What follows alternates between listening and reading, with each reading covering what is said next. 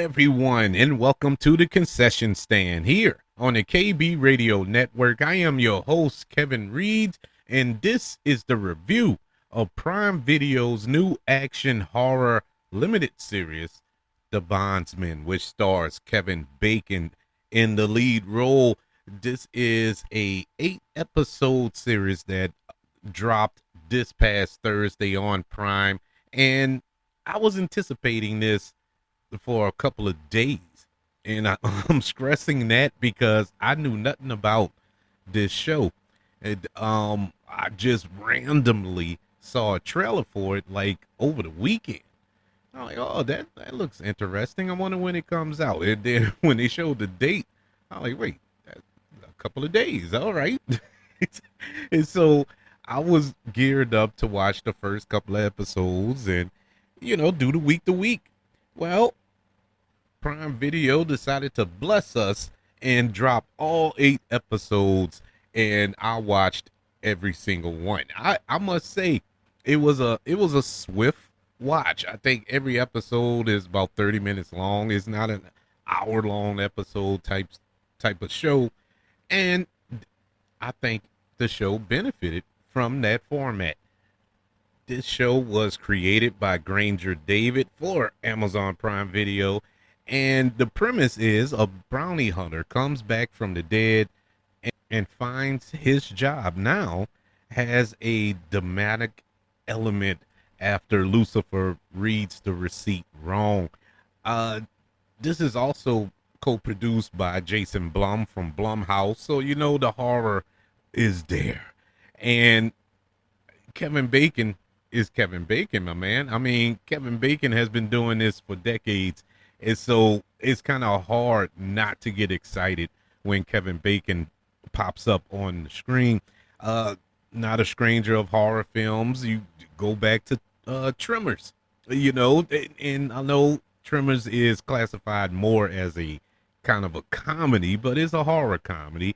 And this show pretty much falls in that same loop. I actually enjoyed this show. Is it great? No. It's not a great show, but it is an entertaining show. The horror elements of it is bloody. It is very bloody. The demonic possessions and what takes place with every different demon is very unique and cool. I really enjoyed how they did that throughout this show. Kevin Bacon, to touch in on my positives, Kevin Bacon he's a gem, man. Kevin Bacon is, no matter what you put him in, horror, comedy, action, drama, it doesn't matter. He knows how to sauce up a role, and he really dove into this. This could have easily been kind of a paycheck type of a role for him, but he really dove into it, and I had fun with his character. He is deeply flawed as a bounty hunter who dies and goes to hell and comes back and have to come to grips with the fact that he died and went to hell.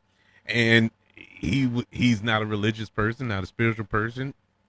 There's that, but there are some dark things he did in his past that resulted to his sentencing of hell. So it was cool to see that discovery play out. It wasn't just thrown at us in the first couple of episodes. We had to learn going down this road, going down this journey with Hub, the character that Kevin Bacon portrays in here. And Kevin Bacon, it does an excellent job with that role. His mother, played by Beth Grant, man, she is so good. She is one of those character actors who you've seen in numerous of films. I remember I think the one thing I remember, at least the first time seeing her, was in Speed. She was one of the passengers on the bus. Actually, she was the passenger that tried to get off the bus, and the steps blew up, and she went under the bus and died. And so it's something that sticks with you from that movie. So that was her. And I remember her from there and seeing her pop up in numerous other TV shows and movies throughout that time in between. And here, she plays Kevin Bacon's mother. I love the dynamic between those two. The chemistry between those two was really good, and I enjoyed her character as well. Damon Henryman or Harryman, he plays Lucky. He's the antagonist here, and he's set up, and this is a good job by the writers and the showrunners here. He's set up to be like the evil bad, the big bad of the show. And I love the reveal of his character and the coming to grips with the fact that he's not what you think he is. You know, not to spoil it, I'm not going to spoil anything about the first season or this season. I don't know if they're going to get a second season, even though it was technically set up to continue. We'll see, but it did leave on a cliffhanger. But neither here nor there. The character of Lucky, I love how we go through the whole season thinking he's one thing and he's actually something else. Yet he still has a past. He still has a dark past that that needs to be addressed. you know, and I'm talking around it because it's so much to that character. Like I say, all these characters have layers. There's a lot of development of these characters, a lot of flushing out of these characters that I think the show did an excellent job of pulling off. The big positive that I truly enjoyed of this show was the fact that it's silly. It's a silly premise to the degree, not the premise so much of, a demon hunter, but how they rolled it out, how they leaned into the silliness of it. This show does not take itself seriously, and I appreciate it. It didn't get preachy. It didn't say, "Oh yeah, if you don't go to church, if you don't go to church every Sunday, this could happen to you." It wasn't all that. It was really a contained story. Um, it do touch in on faith. It do touch in on your belief system in a way, but it's not preachy. And I deeply appreciated that. And this is coming from a Christian.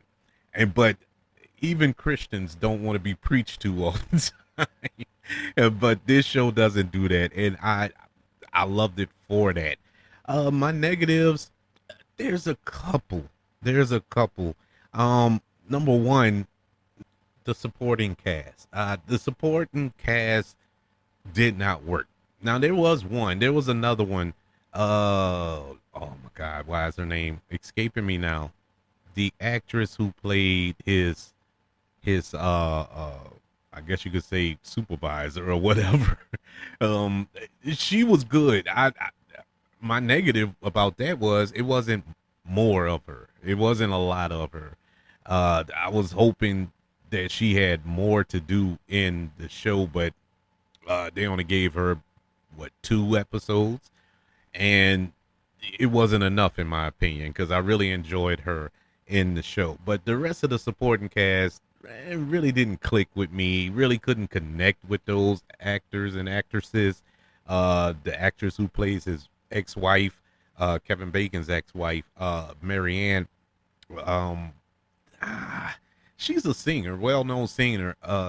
Jennifer Nettles, good singer, not the strongest actors. Not the strongest. At least for here, it felt like at moments in certain episodes, like she was in a different show. Like she wasn't in. You know what I'm saying? It was like this. The scene required a little comic relief in a sense, but she wasn't there. You know what I'm saying? Matter of fact, I don't remember a comedic beat from her throughout this whole episode season. But I mean, she wasn't horrible. It wasn't like she was bad. Actually, none of the actors or actresses were bad. They were just there. They were just doing the best of what they were given, and the results were all right. It was all right. But yeah, that was a negative. The other negative is the horror. I love the horror as far as the gore and the demons and whatnot, but it wasn't really horror.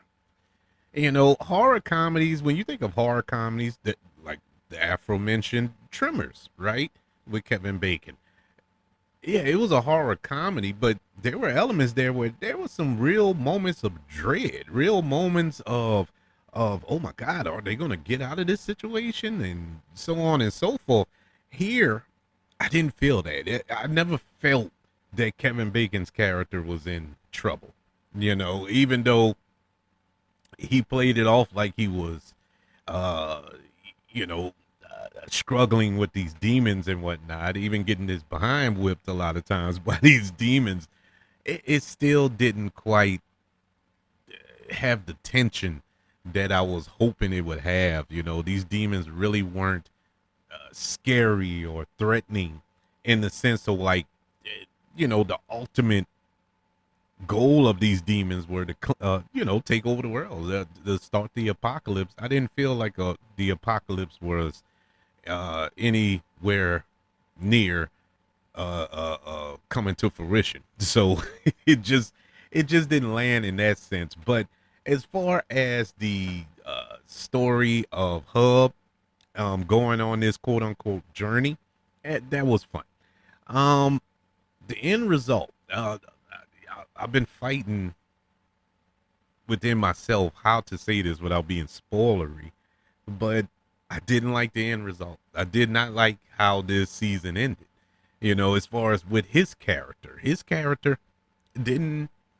There was no resolution to his character, even though there was a turn, but the turn was so unsatisfactory. It was just like he didn't learn anything from this whole experience. So it let me down at the end really, really hard because it needed to finish strong because there were some episodes throughout that were a little weak, I would say. And, there was hope that this would end on a big crescendo, and it really didn't.